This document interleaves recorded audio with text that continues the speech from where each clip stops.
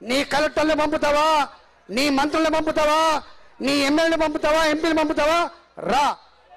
ఎక్కడన్నా ఈ 100 సంవత్సరాల కాలంలో, ఎక్కడన్నా ఈ 100 సంవత్సరాల కాలంలో మా ఇల్లు కనుక మునిగినట్టు మీరు రూపడిస్తే, ఈ ఇల్లు నీ బఫర్ జోన్లో ఉన్నట్టు, నీ ఎఫ్టీలో ఉన్నట్టు ప్రూవ్ చేస్తే, ఈ ఇల్లు బాజాప్తా పట్టా భూములలో లేనట్లయితే మేమే కూలగొట్టుకుంటాం, లేకపోతే ముక్కు నేలకు రాస్తామని చెప్పి నేను డిమాండ్ చేస్తా ఉన్నా మిస్టర్ రేవంత్ రెడ్డి. ఇక్కడ మా వాళ్ళు వచ్చిండ్రు, Panigiri colony engineer syndicate apartments, అదేవిధంగా న్యూ మారుతినగర్, ఓల్డ్ మారుతినగర్, ఇట్లా కాలనీల సంఖ్య 100 ఉన్నాయి. వాళ్ళందరూ ఇక్కడికి వచ్చారు. ఆయన ఏమంటాడు, మొన్న ఇంకా ఏమో నిర్ణయించలేదు, డిపిఆర్ఏ ఇంకా తయారవుతుంది, ఆ డిపిఆర్ కోసం 141 కోట్ల రూపాయలు ఇస్తున్నామని చెప్తున్నాం. నేను అంటున్నా, రేవంత్ రెడ్డి గారు మీరే కదా 1,50,000 కోట్ల రూపాయలతో మూసీ నది సుందరీకరణ చేస్తున్నటువంటి పేపర్లు ఇంత ముందే టీవీలకు చూపించిన నేను. ఆయన అన్న మాటలు కూడా ఆడియోలో టీవీలకు అందించిన. ఇవాళ అబద్ధాలకు మారు పేరు, పూటకొక మాట్లాడి ప్రజలను వంచడానికి మోసం చేసేటువంటి నైపుణ్యం ఉన్న వ్యక్తి రేవంత్ రెడ్డి అని చెప్పి ఇలా తెలంగాణ సమాజానికి అంతా కూడా అర్థమవుతున్నమాట వాస్తవం.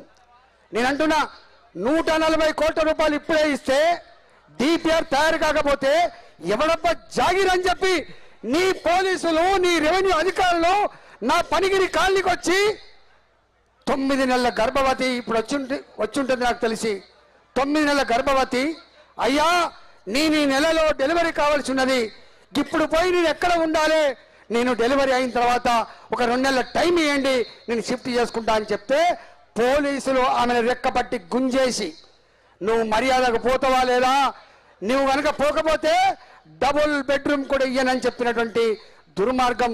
దాన్ని చూసిన వాళ్ళు ఇక్కడ 100 మంది వచ్చినారు, వాళ్ళు మాట్లాడతారు. ఇక్కడ నా కళ్ళ ముందే ఒక ఆమె డీసీఎం పిలిపించుకొని సామాన్లంతా కూడా ఎక్కించుకొని ఏడ్చుకుంటా పోతుంటే ఆ కాలనీ వాసులంతా కూడా అడ్డం తిరిగి, నీకేమనైతే మేము ఉంటామక్క, నువ్వు పోకక్క, మమ్మల్ని వదిలిపెట్టని చెప్పి ఆ వ్యాన్ను ఆపినప్పుడు నేను కూడా అక్కడున్నా.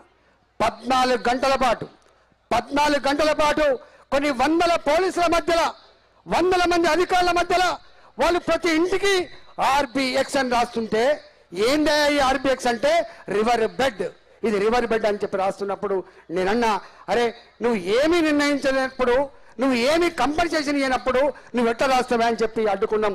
ఇటత్తే అటుపోయిండ్రు, అటత్తే ఇటుపోయిండ్రు, దొంగల్లాగా ప్రతి ఇంటికి కలవేసినప్పుడు మా ప్రజలంతా కూడా తిరుగుబాటు చేసి ఎల్లకొట్టేంత వరకు కూడా వదిలిపెట్టలే వాళ్ళని. నేను రాత్రి 11 గంటలకు నేను ఇంటికి పోతా అని చెప్పి అంటే, అన్నా ఇవాళ మాతోనే ఉండన్నా అని చెప్పి వాళ్ళు ఏడ్చుకుంటున్నప్పుడు, పిలిస్తే పలుకుతానమ్మా, పిలిస్తే పలుకుతా, నేను ఒక్కని కాదు మా వాళ్ళందరినీ తీసుకొని వస్తా అని చెప్పిన.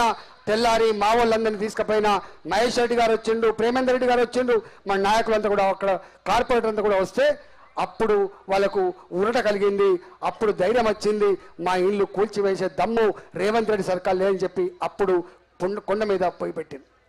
అక్కడ ఉన్న వాళ్ళంతా కూడా పెయింట్ వేసి బతికేవాళ్ళు, ఆటోలు నడుపుకొని బతికేవాళ్ళు, 10 ఇళ్లలో అంటుతోమి బతికేవాళ్ళు, 10 ఇళ్లలో బట్టలకు బతికేవాళ్ళు, 10 ఇళ్లకు సౌరాలు చేసి బతికేవాళ్ళు, పళ్ళు అమ్ముకొని బతికేవాళ్ళు, వాళ్ళు కూరగాయలు అమ్ముకొని బతికేవాళ్ళు తప్ప వాళ్ళు ఎక్కడ కూడా పెద్దవాళ్ళు కాదు.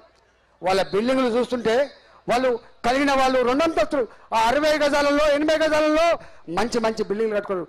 ఏ బంగ్లా అక్కడ 60,000 70,000 రూపాయలు గజానికి ఉందన్నా, 1,00,000 రూపాయలు ఉందన్నా, నా ఇల్లు 2 కోట్లు అవుతుంది, 3 కోట్లు అవుతుంది, నా ఇల్లు కూలగొట్టి వీడిచ్చేది 5 లక్షల రూపాయలు డబుల్ బెడ్రూమ్ అని చెప్పి మాట్లాడుతున్నాడు. ఇదంతా జరుగుతుంటే రేవంత్ రెడ్డి గారి మనుషులు కొద్దిమందిని పట్టుకొని డబుల్ బెడ్రూమ్ తీసుకుపోయి పాలు పొంగిచ్చి ఏమని చెప్తారు, నా రేవంత్ రెడ్డి నాకు డబుల్ బెడ్రూమ్ ఇచ్చిన మంచిగా ఉంది, ఈగలు ఉండే అక్కడ, దోమలు ఉండే అక్కడ, కంపు వాసన ఉండే అక్కడ, రోగాలు వచ్చినాయి అక్కడ అని చెప్పి కేవలం ఇవాళ డబ్బులు ఇచ్చి మాట్లాడిస్తుందని చెప్పి మనకు అందరూ చూసినవా, డబ్బులు ఇచ్చి మనం మాట్లాడలే, డబ్బులు ఇచ్చి షిఫ్ట్ చేసి పాలు పొంగిచ్చి ఆర్టిఫిషియల్గా ఇవాళ తప్పుడు వార్తలు ప్రసారం చేసిండ్రు రేవంత్ రెడ్డి. నేను ఈ సందర్భంగా నేను ఒక మాట విజ్ఞప్తి చేసుకున్నా. మిస్టర్ రేవంత్ రెడ్డి, ఇప్పుడే కిషన్ రెడ్డి గారు చెప్పిండు, బండి సంజయ్ గారు చెప్పిండు, నీకు దమ్ముంటే ఈ 1,50,000 కోట్ల రూపాయలు ఎక్కడి నుంచి తేగలవు, ఎప్పుడు తేగలవు, ఎన్ని సంవత్సరాలు ఈ మూసి ప్రక్షాళన చేయగలవు చెప్పగలిగే దమ్ము నీకుందా అని చెప్పగలుగుతున్నా. చెప్పగలిగే దమ్ము నీకుందా? మేమేదో ఉత్తగా రోడ్ల మీద తిరగడం కాదు. నాలాంటోడు కూడా మా కిషన్ రెడ్డి గారు 20 ఏళ్ళు శాసనసభ్యులుగా కేంద్ర మంత్రిగా పనిచేస్తాడు. మా బండి సంజయ్ గారు కావచ్చు, మా మహేష్ రెడ్డి గారు కావచ్చు, ఇలా అనేక సంవత్సరాలుగా ఎంపీలుగా ఎమ్మెల్యేగా పనిచేస్తున్నాడు. నేను ఈ రాష్ట్రానికి ఒక ఆర్థిక మంత్రిగా పనిచేసిన. నేను అంటున్నా, ఈ ప్రభుత్వానికి ఒక 10,000 కోట్ల రూపాయలు అదనంగా అప్పు చేసేటువంటి సత్తా లేనప్పుడు 1,50,000 కోట్ల రూపాయలు తెచ్చే దమ్ము నీకు ఎక్కడిది అని చెప్పి అడుగుతున్నా. ఇవాళ